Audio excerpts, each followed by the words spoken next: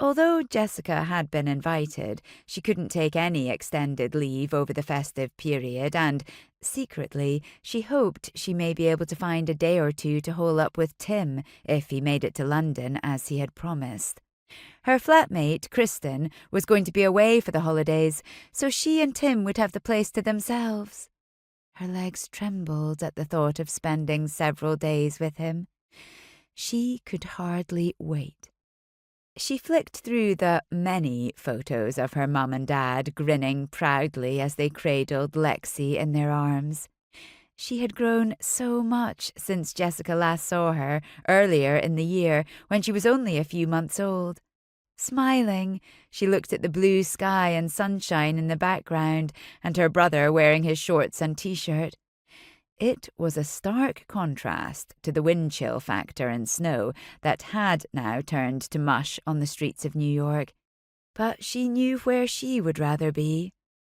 Tapping out a quick message, "Guess where I am," she attached a picture of the giant twinkling tree at the Rockefeller Center she'd managed to quickly snap earlier. She longed to go back and look at it properly, and was planning to suggest a walk there with Tim after dinner.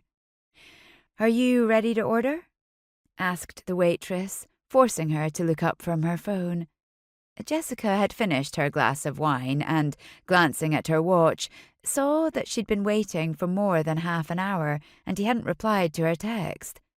Can I have another glass of wine, please, and some olives? I'm still waiting for my friend." The waitress raised an eyebrow. "Sure, no problem." But after another half hour and no sign of Tim, she tried calling his phone. It was switched off, with just the sound of his deep voice telling her to leave a message. That was strange. Even though he was often late, he always let her know. Why wasn't he calling her or picking up his phone? Yawning again, she felt her eyelids growing heavy and knew she could do with getting some sleep after all. She had an early start again in the morning and a full day's work ahead of her before she caught her flight back to London. She paid the bill and walked dejectedly back to her hotel, all thoughts of any late-night sightseeing forgotten. Something important must have come up for Tim not to show.